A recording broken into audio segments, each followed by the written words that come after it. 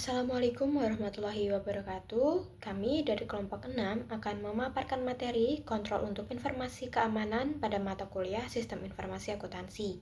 Sebelum itu, perkenalkan saya Olivia Ifambayun dengan NPM akhir 118 dan dua rekan saya yaitu Frotu Aini dengan NPM akhir 116 dan Akmala Rosada dengan NPM akhir 125. Baik, langsung saja pada materinya. Materi yang pertama adalah keamanan informasi. Keamanan informasi adalah fondasi keandalan sistem dan diperlukan untuk mencapai prinsip-prinsipnya. Prosedur keamanan informasi membatasi akses sistem hanya kepada pengguna yang berwenang, sehingga melindungi kerahasiaan data organisasi yang sensitif dan privasi informasi pribadi yang dikumpulkan dari pelanggan. Prosedur keamanan informasi melindungi integritas informasi dengan mencegah pengiriman transaksi yang tidak sah atau fiktif dan mencegah perubahan yang tidak sah pada data atau program yang tersimpan. Prosedur keamanan informasi memberikan perlindungan terhadap berbagai serangan, termasuk virus dan worm, sehingga memastikan bahwa sistem tersedia saat dibutuhkan. Lalu selanjutnya ada Trust Service Framework. Kerangka kerja layanan kepercayaan atau yang biasa disebut dengan Trust Service Framework mengorganisir kontrol terkait TI ke dalam 5 prinsip yang berkontribusi dalam keandalan sistem. Yang pertama ada keamanan. Akses baik fisik maupun logis ke sistem dan datanya dikendalikan oleh dan dibatasi hanya dengan pengguna yang sah. Yang kedua, kerahasiaan. Informasi organisasi yang sensitif seperti rencana pemasaran, perdagangan dilindungi dari pengungkapan tanpa izin. Yang ketiga, privasi. Informasi pribadi tentang pelanggan, karyawan, pemasok, atau mitra bisnis dikumpulkan, digunakan, diungkapkan, dan dipelihara hanya sesuai dengan kebijakan internal dan persyaratan peraturan eksternal, serta dilindungi dari pengungkapan tanpa izin. Lalu yang keempat, integritas pemrosesan. Data diproses secara akurat, lengkap, tepat waktu, dan hanya dengan otoritas yang sesuai. Yang kelima, ketersediaan. Sistem dan informasinya tersedia untuk memenuhi kewajiban operasional dan kontrol. Pada slide ini kita membahas tentang keamanan informasi sebagai isu manajemen. Keamanan informasi merupakan dasar dari keandalan sistem informasi. Tanpa keamanan yang baik, sistem tidak dapat menjamin kerahasiaan, integritas, maupun ketersediaan informasi. Walaupun keamanan informasi sering dikaitkan dengan teknologi seperti firewall, antivirus, dan enkripsi, sebenarnya keamanan informasi bukan hanya masalah teknologi. Keamanan informasi juga merupakan tanggung jawab manajemen. Manajemen senior memiliki peran penting dalam beberapa hal, seperti menilai ancaman keamanan yang dihadapi organisasi, kemudian memilih respons resiko yang tepat, misalnya mengurangi resiko, menerima resiko, membagi resiko, atau menghindari resiko.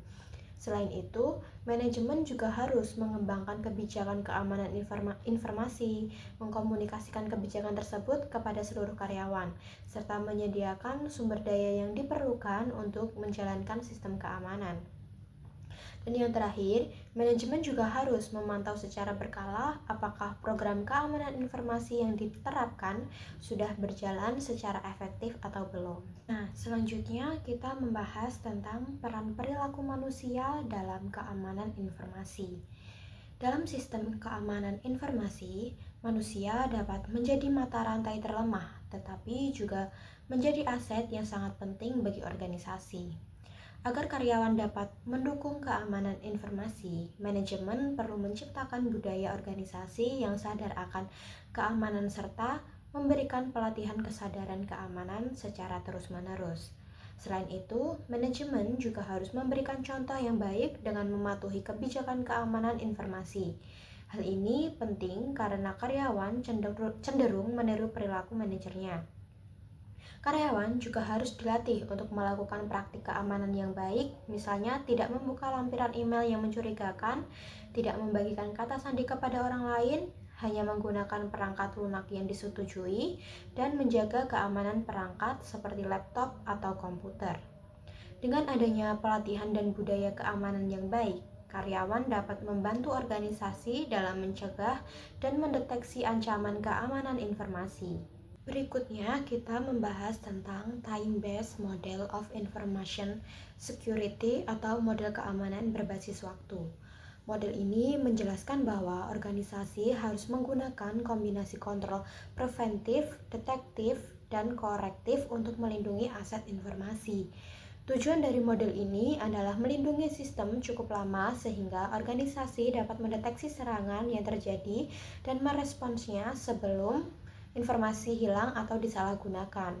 Model ini dijelaskan dengan rumus P lebih besar dari D ditambah R, di mana P adalah waktu yang dibutuhkan penyerangan untuk menembus sistem keamanan, D adalah waktu yang dibutuhkan organisasi untuk mendeteksi serangan, R adalah waktu yang dibutuhkan organisasi untuk merespons dan menghentikan serangan. Jika waktu yang dibutuhkan penyerangan lebih lama dibandingkan waktu yang dibutuhkan organisasi untuk mendeteksi dan merespons serangan, maka sistem keamanan tersebut dianggap efektif. Karena itu, organisasi biasanya menerapkan pertahanan berlapis, yaitu menggunakan beberapa jenis kontrol keamanan secara bersamaan agar sistem menjadi lebih sulit ditembus. Selanjutnya ada kontrol pencegahan. Yang pertama ada kontrol anti-malware, yang dimana malware merupakan ancaman besar yang dapat merusak atau menghancurkan informasi atau menyediakan sarana untuk akses tanpa izin. Oleh karena itu, perlindungan terhadap malware ini merupakan salah satu kunci keamanan yang efektif. Lalu yang kedua ada mengontrol akses jaringan, yang dimana berfungsi untuk membatasi siapa saja yang dapat mengakses jaringan organisasi. Contohnya adalah penggunaan firewall, autentikasi pengguna, dan pengaturan hak akses sehingga hanya pengguna yang berwenang yang dapat masuk ke sistem. Lalu yang ketiga, penguatan perangkat dan perangkat lunak, yang dilakukan dengan cara mengurangi celah keamanan pada sistem, seperti memperbarui sistem secara rutin, menonaktifkan fitur yang tidak diperlukan, dan memperbaiki kerentanan keamanan. Yang keempat, ada enkripsi, yang dimana enkripsi itu adalah proses mengubah data menjadi kode yang tidak dapat dibaca tanpa kunci khusus. Dengan enkripsi ini, data akan tetap aman meskipun berhasil diakses oleh pihak yang tidak berwenang. Selanjutnya ada deteksi serangan. Yang pertama ada analisis log. Log adalah catatan aktivitas yang terjadi dalam suatu sistem. Dengan menganalisis log ini, organisasi itu dapat mengetahui aktivitas yang mencurigakan seperti percobaan login yang gagal atau akses yang tidak sah. Yang kedua ada Intrusion Detection System atau IDS, yang dimana IDS adalah sistem yang digunakan untuk mendeteksi aktivitas mencurigakan atau serangan pada jaringan. Sistem ini akan memberikan peringatan pada administrator ketika terdeteksi ancaman keamanan. Yang ketiga, honeypot. Honeypot adalah sistem palsu yang dibuat untuk menarik perhatian peretas. Tujuannya adalah untuk mempelajari metode serangan yang digunakan oleh penyerang, sehingga organisasi itu dapat meningkatkan sistem keamanannya. Yang keempat, ada pemantauan berkelanjutan, yang berarti mengawasi sistem secara terus-menerus untuk memastikan tidak ada aktivitas yang mencurigakan. Dengan pemantauan ini, organisasi itu dapat mendeteksi masalah-masalah keamanan lebih cepat dan segera untuk mengambil tindakan. Selanjutnya ada menanggapi serangan. Yang pertama dengan Computer Incident Response Team atau GIRT, yang merupakan tim yang bertanggung jawab untuk menangani insiden keamanan dalam organisasi.